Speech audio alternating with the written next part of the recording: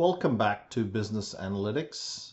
This is Hari Rajagopalan, and we'll be continuing time series forecasting in this lecture. So we finished descriptive analytics, we are in predictive analytics, and we're talking about time series forecasting, and we have discussed the level, three different kinds of level forecasts.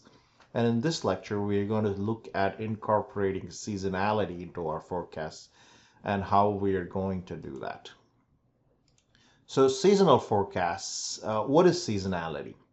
It's regular repeating patterns in data. It's called seasonality. Example, suntan lotion would show a jump in summer and a drop in winter every year. Retail stores will show a jump between probably Thanksgiving to New Year, but actually Halloween to New Year will see a jump. Types of seasonal effects can be additive or multiplicative, and we'll talk about that. Additive effects, essentially when you see the up and down fluctuations, each time that up and down happens, it's in the same magnitude or same size.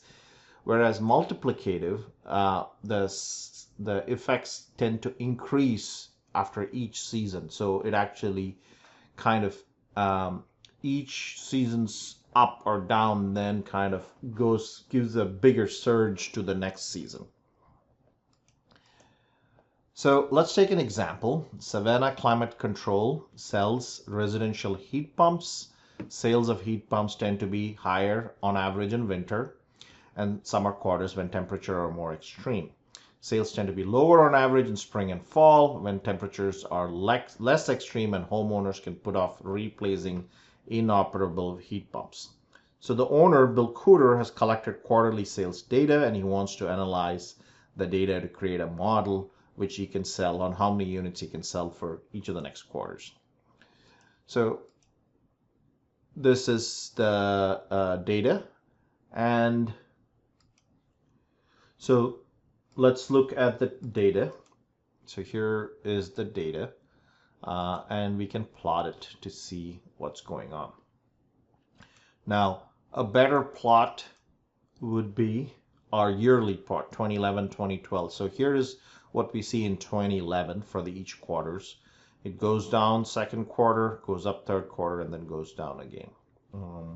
And then again, the same pattern in 2012. I mean, obviously here, you can see a jump up and then a jump down in 2013, 2014, 2015, and 2016. So there's a clear pattern. 1 is up, 2 down, 3 really up at 3, and 4 down. All right. So here is this pattern. Not a very clear trend because we had 2011, we had 2012, 2013 down, 2014 down, 2015 further down, and 2016 up. So the trend is not very clear, but the seasonality is very, very clear here. So before we look at the data, we'll have to initialize the first year. From now on onwards, you'll be looking at certain initialization patterns, and I'll talk about it. Again, I'm going to try and remove all the mathematical formulas for you and focus on talking in English. So and I'll talk about this, how you initialize it, but level is the average of the first year. Essentially, that would be level. Seasonal factor is the actual value minus level. And calculation starting from second year for the forecast, you're going to have forecast for the current time period is level from previous time period plus seasonal factor of the same season from previous time period. So here's an example we have. And level for time period 5, the previous time period before, so forecast for time period 5 is level of 4 plus seasonal factor from quarter 1. From the previous year. And when we look at the Excel file, this will be more clearer. And here are some more calculations, again, for level. But let's look at, and then for seasonal factor. Let's look at the Excel file and see how these calculations and examples make sense at this point of time. Okay, so in this case, we have both level and seasonal factor. The smoothing coefficient for level is alpha. For seasonal is beta. Seasonality is beta. And here are the instructions which we rushed through in the PowerPoint slide, right, on how we are going to calculate it. So let's kind of normally in your data set, this part is what you're going to see. You are not going to see this part at all. So let me just kind of, this is what you're going to see. But I think it'll be better, instead of me doing it from scratch, is to actually walk you through these instruction sets so you can actually see how this is being calculated. So let's start with the first one. I said level is average for the first year, and so you have average for the first year. Now, whether you're going to use 4 seasons, or it could be 12 seasons, each month could be a season, you're just going to use the average for that year. Seasonal factor is actual minus level, so you're going to do actual minus level here. Okay, so this takes care of your initializations. Now you're going to start calculations from your year 2, right? Remember, here we have quarters, so we have 1, 2, 3, 4. But this could be monthly data, in which case you have 1, 2, 3, 4, 5, 6, all the way up to 12 could be your first year, right? It depends upon what your seasons are. So now we're going to start with the second year, and we first start off with our forecast. And the forecast is level from previous time plus seasonal factor from previous time. And so seasonal factor of the same season from previous year. So you're going to select the level from previous time, and then seasonal factor is you got to look at quarter 1, and you got to select quarter 1 from the previous year. Okay, so that's what you have there. Next, so here is the example. So we have this set, and you have an example for time period 5. Okay, now we're going to calculate level. So once you've done this, we are going to go here. So remember, let's go ahead and put a little color here. So we have done this, right? We have calculated all this. And now we're going to start with level. So level is going to be alpha, which is right here. And you don't start with alpha of 57% or beta of 27%. You basically start with both of them at 10%, right? So you put alpha, and that's the C31, right? And then you say actual from current period, which is your D7 right here, actual from current period, minus seasonality from the same season of the previous year. So seasonality of the same season from previous year is this year, time period 1. So that's why you use F3 here. Plus 1 minus alpha. Again, remember, when you use alpha or beta, you've got to put the $ in, F4, and then you multiply it times level from previous time period, which is E6, which is right here. Okay, so this takes care of this, so we've finished with this. So remember, at this point of time, none of this is available. You don't see any of this. This is what you're seeing. You finished this, you finished this. This is actually not there. And now we are going to do trend. Okay, so let's do trend. So trend is, again, let's go down to the formula. Sorry, not trend, seasonal factor. Let's go down to the formula. Seasonal factor is beta. Again, you put an F4, and then you essentially say actual minus level. So you're going to subtract the actual minus the level for the same period. Remember, here it's for the same period. So you're going to do this minus this, plus 1 minus beta times your previous season's seasonal factor, right? So you've got this now. Now that you've got this, make sure all the $ are all picked, and then you can select all 3, and you can copy and paste special formulas right here. Okay, and I'm not, because it's already all done, I'm not going to do that. I'm just going to go ahead and change the coloring here for this. So let me go ahead and change the coloring here. There you go. So we've got this, we can copy it all the way down here, right? Which should give you each time period properly. The biggest mistake students make is not to put the $ for alpha or beta. Go ahead and calculate your mean squared error, root mean squared error. These are all now standard formulas. I don't have to go through it. And then you've got a forecast for the next year. So remember, you just can't stop right here. A lot of you just stop right here. You've got to forecast for the next year. So next year's forecast is this level plus this first season's value. The second one is this. Third is right here. And fourth is this. Okay, so you can calculate the entire next year's forecast. Okay, and that should give you this should give you a general idea of how to do this additive forecasting. All right. Okay, so that we continue. We've got these results. We'll have to optimize the Excel file. So let's talk about how we are going to optimize it. But before that, let me just walk you through. We talked about initializing the values. And now we come to the optimization part, and the optimization where we minimize mean squared error.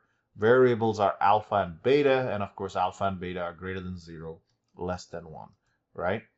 And before we go to, let's just go back to Excel and get the optimization done. So to optimize, we go to Analytics Solver, make sure this model is clicked on. We are minimizing our mean squared error. Our changing cells are alpha and beta. And here we have this is less than 1 and then greater than 0. Or we can go to Engine and assume non-negative is true and run this whole thing, which will give us our values. So before we get into multiplicative and additive, so we are getting into multiplicative right now. Just want to show you the difference between additive and multiplicative. When seasonality and additive, as we talked about, the magnitude tends to be pretty much up and down, but the magnitude tends to be the same. The distance here is pretty much the same. However, for multiplicative, the magnitude tends to increase. So when we have the magnitude here, and forgive my drawing here, it tends to increase, and that's why it's called a multiplicative effect. Also, from calculation perspective, we are going to, wherever instead of adding seasonality, we're going to multiply seasonality. And let me show you here. So here, the seasonal level is the average of the entire first year, same as we did the additive. But the seasonal factor here, the actual, instead of subtracting the level, we're going to divide the level. And again, calculations, again, you notice that the seasonal factor is being multiplied, not added. And we'll go through Excel to show you how that works. And similarly here, if you look at it, wherever you're removing seasonality instead of subtracting it, you're dividing it. And wherever the calculations for seasonal factor, again, here, actual time period, instead of subtracting it by level, we are dividing it by level. So let's go to Excel, where I can show you how this is done. So again, in Excel, you have alpha and beta. Same thing, start off with 10% each. Make sure you optimize using optimize alpha and beta by minimizing the mean squared error. And I'm not going to go over this, but let's talk about the formulas. Level, when you initialize it for the first year, you're going to use average. And then here, this is actual divided by level. And then you can see that here, right? So this is your initialization. Then you start with the forecast and you calculate for the forecast. This is now level multiplied by the Q1 of the previous year's seasonal factor, right? You're going to multiply that. Similarly, your level here, you go to the formula calculations for level, and you go, it's alpha and it's fixed. It's your actual for that time period divided by the seasonal factor from the previous year, same season, plus 1 minus alpha multiplied by the level. And what you're seeing here is if you take the actual and you remove, either subtract or divide the seasonal factor, you're removing the seasonal factor, which gives you level, and then you're adding this new level, right? If in this case it's 50%, so you're taking 50% of the new level and then you're adding it to the old level. So that's what you're doing here. Similarly, your seasonal factor, you're taking beta 8%, and if you look at it, you're taking the actual. Give me a minute.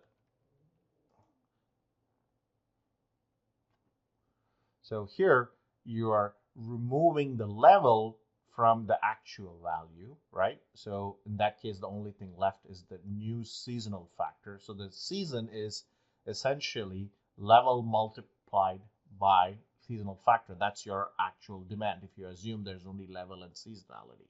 So when you divide your actual divided by level, that removes the level and it only gives you seasonal factor. That's your new seasonal factor. You take 8% of that and you take about 92% of the old seasonal factor and you adjust that.